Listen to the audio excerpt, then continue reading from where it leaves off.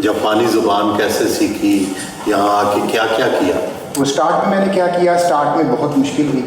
Start में यहाँ पर जब आए तो बिल्कुल भी ये नहीं था कि मैं को पढ़ा लिखा बंदा हूँ, ना मैं पढ़ सकता था ना मैं बोल सकता था, क्योंकि जापानी नहीं जानते थे।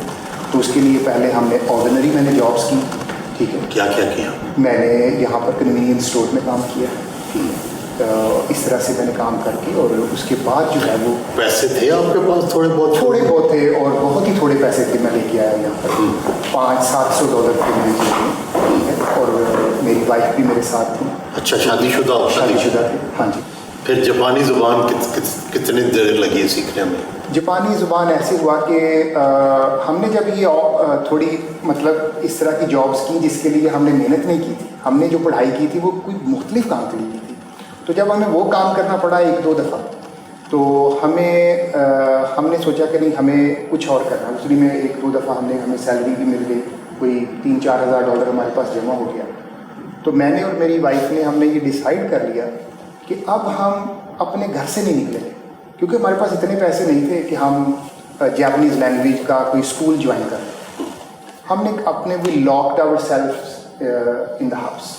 हमने 2 बुक्स ली, Japanese for everyone 1, Japanese for everyone 2, और हम सुबह नाश्ता करते थे, रात तक हम सिर्फ जापानीज़ सीखते थे।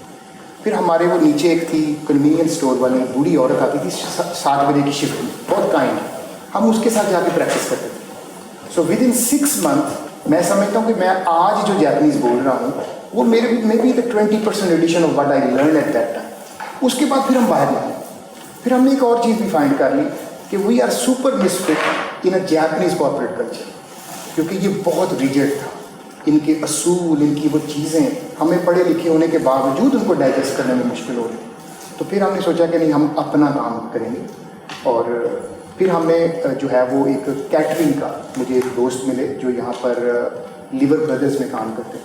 वो कहते यार पाकिस्तानी खाना नहीं मिलता अगर आप उसकी कैटरिंग करें। तो फिर हमने इंडियन शेफ़ और नेपाली शेफ़्स को करके, तो एक कैटरिंग की जगह थी, वहाँ पर हमने कैटरिंग करनी, उनके लंच बॉक्सेस हम डिलीवर करते थे, वो हमारे शेफ़्स थे।